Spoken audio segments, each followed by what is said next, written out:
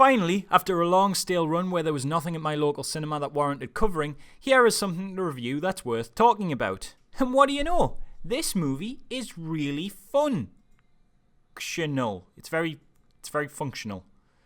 Now, before you get into an irate rage, hit the dislike and tell me you're going to murder my family because I didn't immediately say that a brand new Marvel movie was better than biscuits and blowjobs, let me just be clear that I did enjoy it. So saying it's just functional is probably underselling it, but I use the word functional for a very specific purpose, and I'll get into that a little bit more later.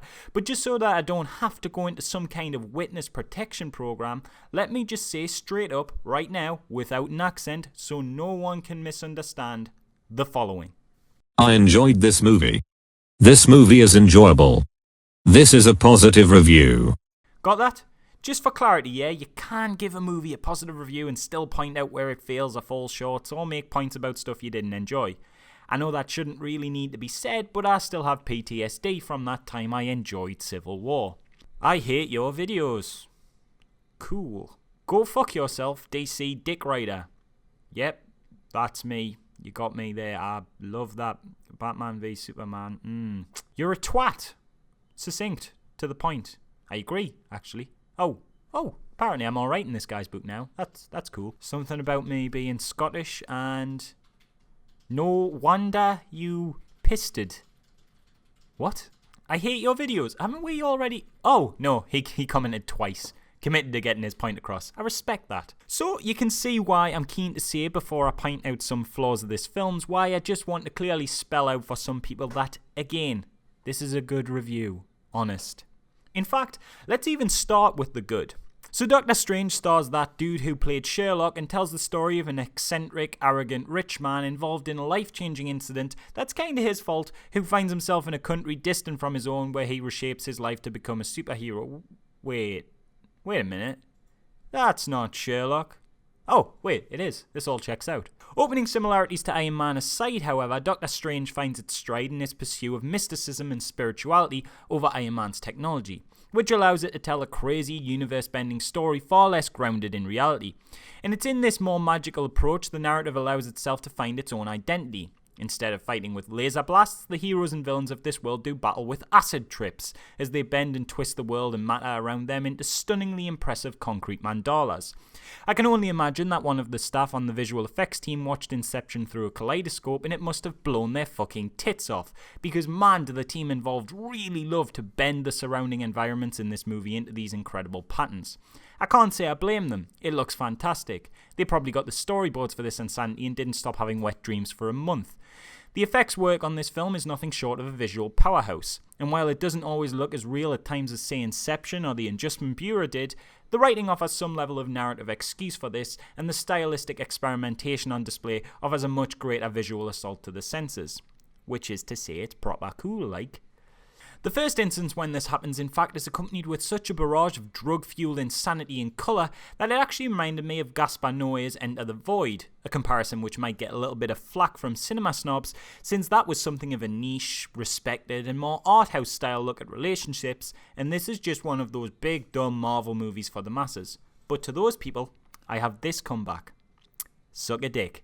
Now there's a problem though with having all of the set pieces littered with these fancy looking and meticulously crafted visuals, and that's that it points out how flat and plain the movie looks when they aren't running through the relativity lithograph. I get there's supposed to be a juxtaposition between reality and the mystical outside, so it makes sense that reality would have like a very opposite colour palette or whatever, but everything in the real world looks very generic and formulaic. Should have called it Dr. Normal.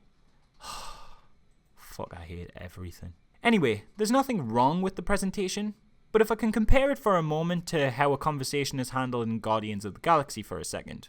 Have a look at this. There's nice framing here. There's heroes sit in the foreground and the conversation carries on seamlessly with no cuts. We also have the visual gag of Groot in the background playing into the narrative of the conversation we're currently listening to, which is both A, funny, and B, an imaginative delivery of the setup of the next big set piece. This gag wouldn't work with basic over-the-shoulder shot cuts and setup. Now, Guardians doesn't do this amazingly all the time, but the fact I can point to a standout example of imaginative framing off the top of my head is probably a good sign.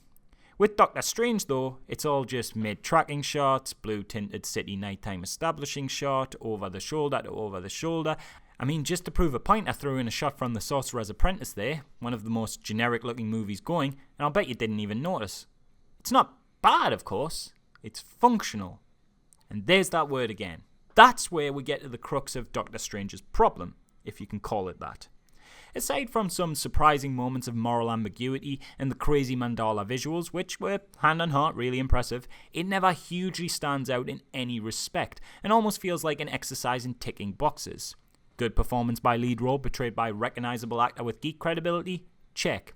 Romantic interest? Check. References to other upcoming Marvel properties? Check. Cool fights? Check. Token villain motivation? Check. Huge world at stake? CG heavy finale? Check, check, check. Now don't get me wrong, it checks all those boxes really, really well. And it is definitely worth seeing and nicely put together.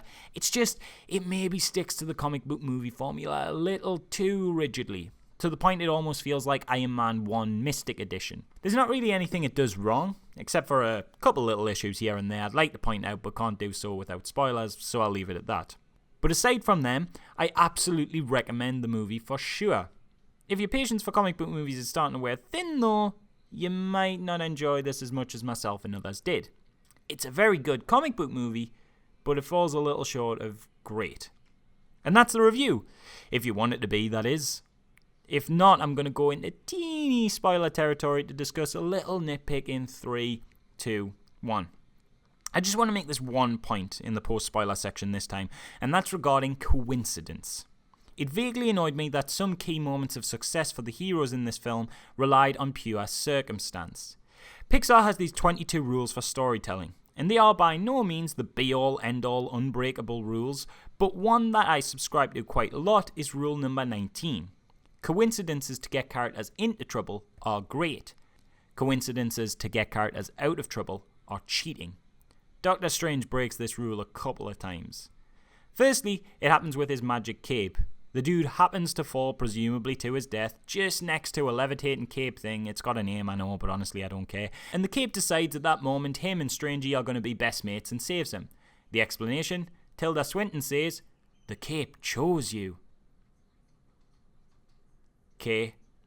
Now that would be fine as a one-off because it gives us a lovely big damn hero moment where Strange floats up looking all glorious above the villain, and that's fun, but then the cape ends up saving him again by just randomly deciding it can suddenly suffocate dudes and smash their heads into the floor when one tries to kill a wounded Strange, and it was at that point I'm thinking, why do we even fucking need Strange? Just send the sodden cape into battle. He'll deck the bloody lot of them. I know, it's a comic book movie. It's a power the character has. It was in the comics. I don't care. It felt cheap to me. However, that was nowhere near as bad as when Strange nicks the forbidden magic green eye necklace and starts fucking about with time while reading the forbidden book. Because what happens, is the librarian and his teacher, mate / colleague, whatever you want to call him, come in and they're all geet. Yeah, Strangey lad, fuck you doing, you mad bastard? And they slam the book shut, tell him he's a very naughty boy, and go on about how he shouldn't have stole that necklace. And then they have a wander somewhere else, and they're still talking about how he shouldn't have stolen the necklace. And I remember sitting in the cinema thinking, why is that necklace still around his neck? They took the book straight off him, but they're just going to let him wander around with that forbidden time machine they clearly disapprove of him having. And then I realised, shit, he's going to need it at the end, isn't he? And sure enough, Strange beats the big evil baddie by pulling some wibbly-wobbly timey-wimey shite with the necklace, and it just really bothered me from a writing perspective because the only reason he had that thing was because the plot called for it. Now you can argue that shit kicks off and the warrior monks forget about it, but I'm not buying it. They had ample time to snatch that shit off Mr. Doctor here. I mean, if a teacher catches a kid chewing gum and texting in class, would they only take the gum but stand around telling them how they really shouldn't have the phone?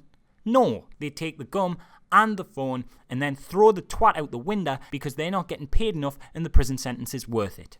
Hey guys, thanks for watching the review. Now, if you're one of those people that usually follows me, you'll know I just normally cut at the end suddenly on the final sentence and that's it. So this is a bit unusual for one of my videos, but I got a couple of announcements you might be interested in and I'm keen to hear your feedback.